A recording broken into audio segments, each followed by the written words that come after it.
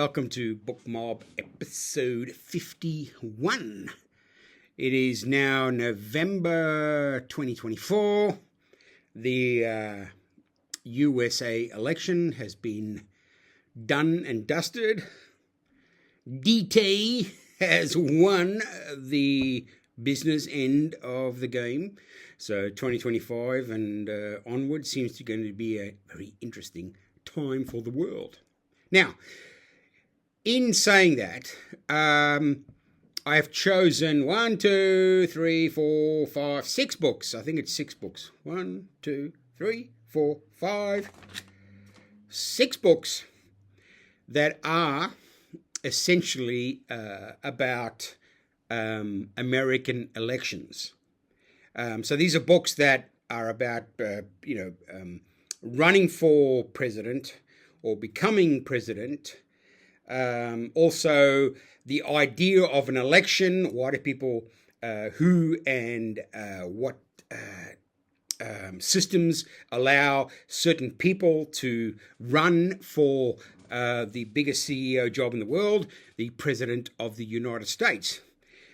Now, the first book I've chosen is now. Okay, hold on. Before I go on, let me just state that election literature, that's what I call it, is merely, I think there's a strong relation between coming elections, elections, and post-elections, and then the power of a social disturbance that gets writers to think, let me create a story. Let me write something about how I feel. I'm not talking about myself, but I'm talking about the writer creating characters and a story and a narrative.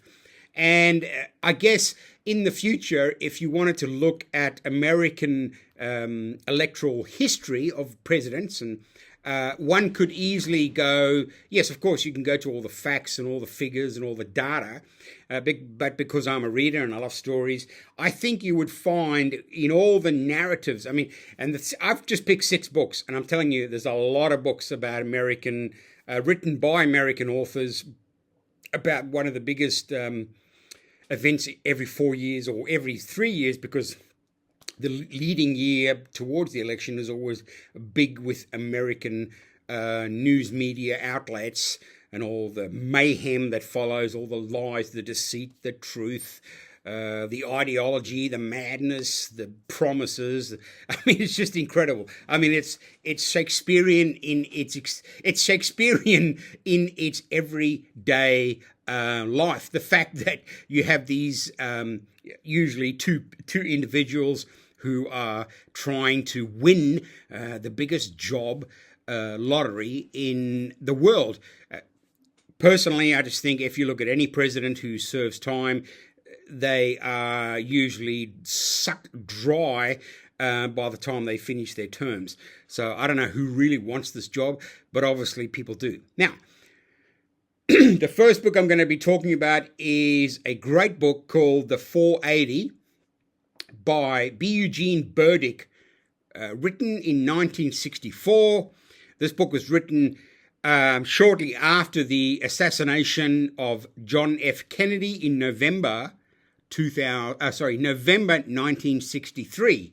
So I'm assuming Burdick was working on this book before the actual assassination attempt, because basically it's about how people who choose to be president, and then how the team around them comes together and say, how are we going to become president?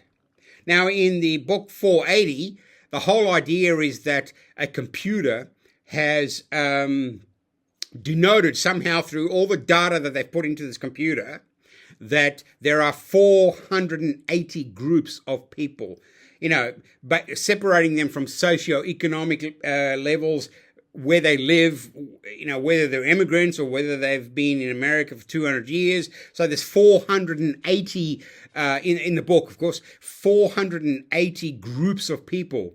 And out of that, they can focus on, who's the people we should focus on so that our candidate gets to the finishing line.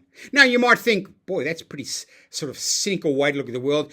But you know what? The fact is, the 480 is based on what John F. Kennedy's election team worked on. They did hire a company. I think it's called Simulmatics or something. You look it up. Simulmatics. Very early IBM data accessing and construction of, making data into, look, the same way that everything we do on the internet, you put out all this data about yourself so people can classify and then sell that data on. If you want to sell this guy underpants or nappies because he has, problems with his digestive tract. I'm saying that in 1960, when John Kennedy won the 1960 election, they were already using data. IBM was already involved in trying to manufacture the perfect candidate and the perfect candidate's focus. So a really interesting book called The 480. And in a sense, if you read back, some of the language is pretty dated, but it's totally well worth a read. It really kind of shivers up your spine because basically it's talking about, it prefigures the modern day, the contemporary use of data of voters in order for champions of democracy to win their way into office. So I do recommend The 480 by B. Eugene Burdick, written in 1964, and a great book, well written, and like I said, kind of data kind of language, but it still carries on. And by the way, in the version, I don't know if the versions of post-public, the original data publication in 64, because the cover was what they called, IBM used to use what they call punch cards for data. So you stick it in, have holes in it, and I guess the computer read where the holes were, and blah blah blah. So on the cover, when you look at it, it's an actual IBM punch card data example. All right, book 2 is a book I read about 10 years, probably more, 15 years ago, called All the King's Men by Robert Penn Warren. Now, All the King's Men has also been made into movies in Hollywood because it's got a real deep character. Hollywood I think it was made into, I don't know, in the 40s or maybe late 40s, early 50s when they made the film. I think it was Spencer Tracy. And it's kind of loosely based on an actual U.S. American senator who was assassinated in the 1930s, and it's about the senator, the power-hungry senator, and a journalist who comes to work for the senator as his spin doctor. And it's how, it's like anything, how these two lives are really, they're both after the same thing, in the sense that they're both men in business and men who want to get to the top and almost do anything to get there. So again, written in 1946, language is slightly dated, but again, fascinating read. A worthy read for about presidential elections in America. And I think, again, it does identify these books, that these writers, these narratives, these stories do identify.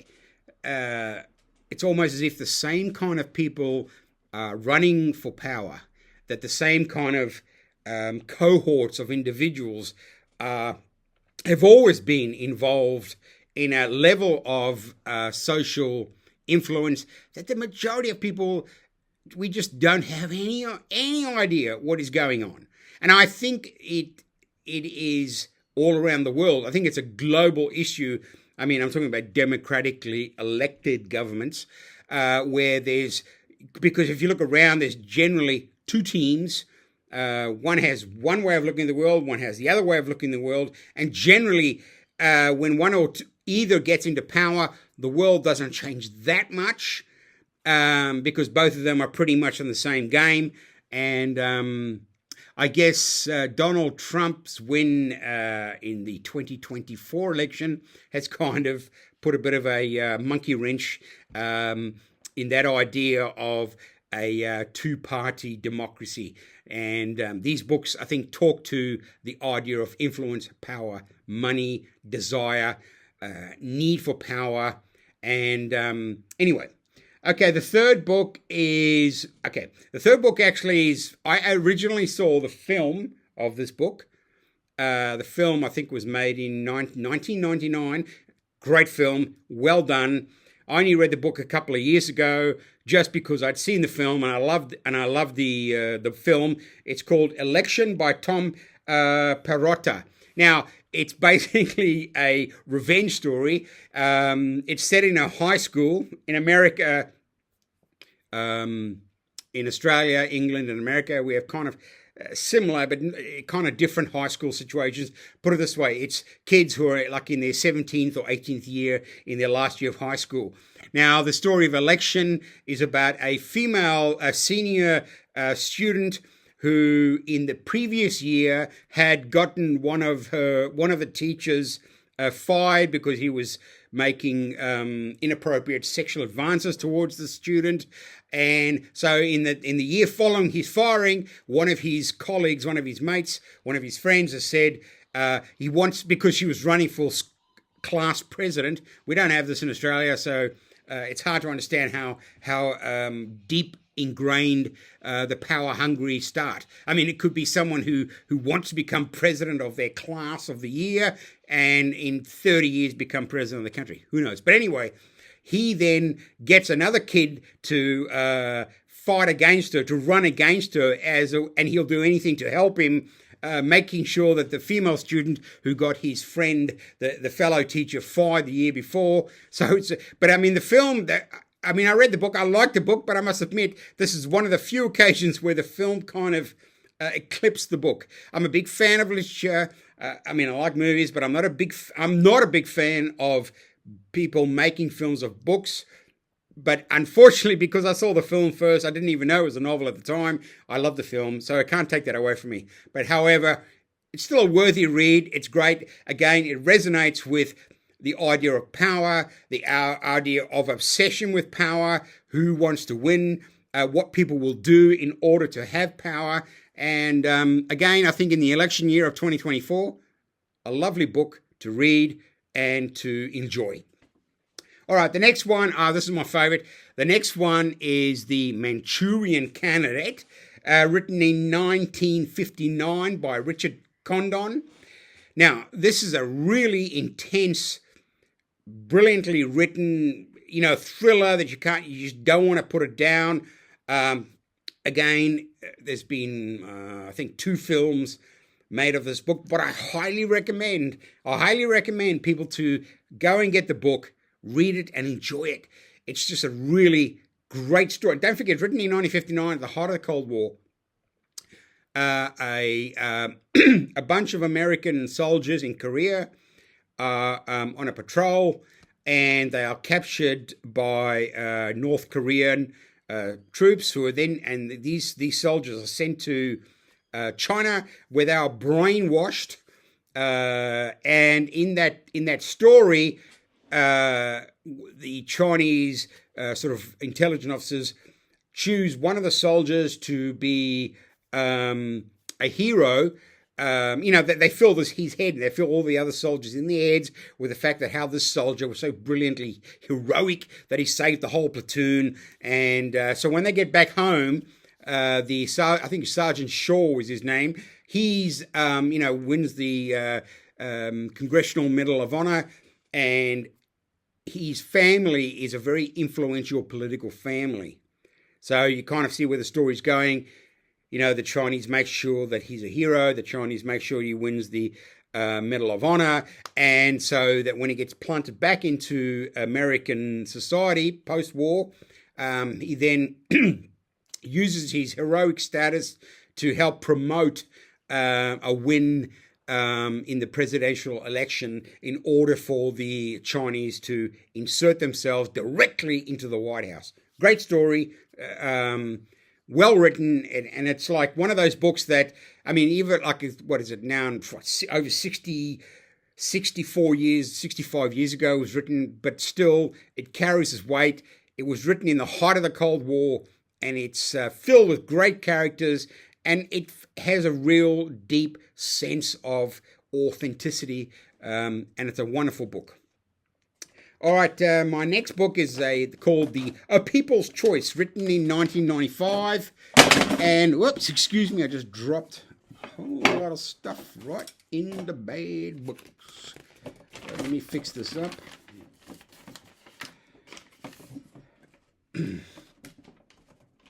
All right, so this is a good book because it's a story about someone who wins the presidential election and then dies before January. So they have the presidential election in earthquake.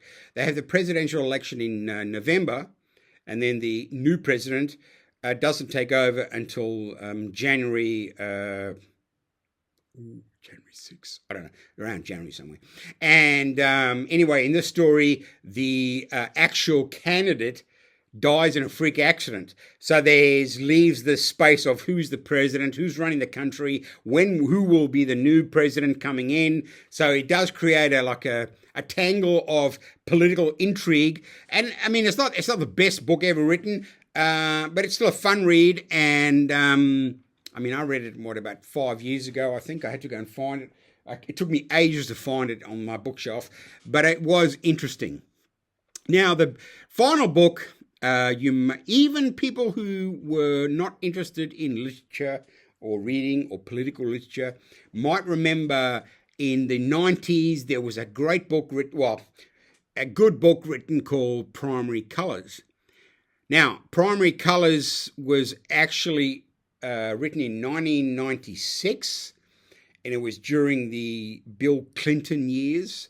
And when it was originally published, it was actually published anonymously. The author, the author had an insight too close to the actual people in the story, even though it's not about Bill Clinton and his party, the Democratic Party at the time in 1996.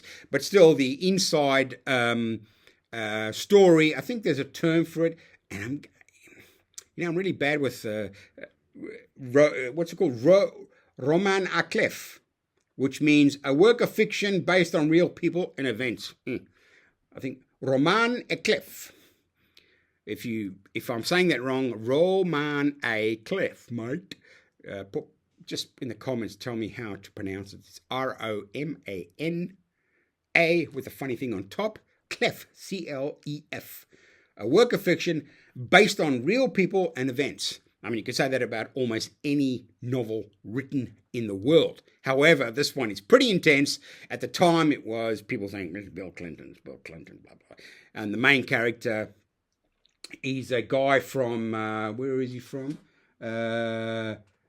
Jack Stanton, thinly disguised as a stand-in for Bill Clinton. This created a big. I remember at the time it created a big stir.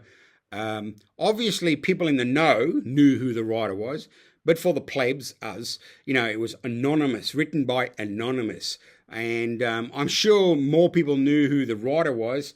And I think it was Joe Klein. That's his name, Joe Klein. I think I don't know when his name was attached to the novel, and the where is it?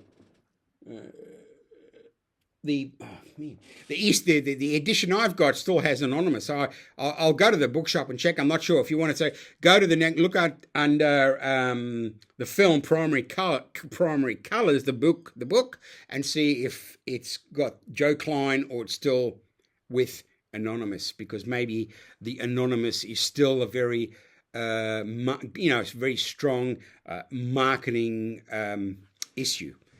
Okay, so that was pretty good. That was how many books? 6 books. We've got The 480, All the King's Men, Election, The Manchurian Candidate, The People's Choice, and Primary Colours in this election festival cycle that we're having at the moment. Go out, and again, there's loads more. There's just loads more books about elections, obviously about other countries, but I was focusing mainly on presidential elections, and in the one book, they're called Election. I wanted to just talk because it's such a powerful book, because it's about kids acting like adults, and I think that that was really fun. That was a great way to talk about power and the pursuit of power in the end game of becoming the boss of the world. So that was episode 51. Thanks for coming, and I just finished, I think this is the 7th book of the Detective Warwick series by Jeffrey Archer. I mean, it was okay. I mean, this is the perfect book you want to give to your dad or your granddad or your uncle as a present, because it's, they're great reading, very well read. The story just bong bong. It just goes from epic point to epic point. I mean, it's, the narrative is, there's nothing grand about it, but if you're looking to introduce someone into some exciting and entertaining reading, I highly recommend Jeffrey Archer's Eye for an Eye and his 6 other Warwick books, and I think there's one more to come called William Warwick, the Final Novel, which is coming after this one. And I just finished, I told you before, and now I'm reading Olaf Stapleson's The Last and First Man, which is just a book written in 1930 about, he just takes a look at the advancement of the human narrative over 50,000 years. Just very clever, very basic, but entertaining, very densely written though. All right, so that's episode 51 finished. Thanks for coming, and if you're still here, I appreciate it if you like and subscribe, leave any comments, send me an email if you have any ideas for books you want to tell me about, or books I should read, and let you know how they are. And other than that, thanks for coming, and I'll see you on the next episode. Bye.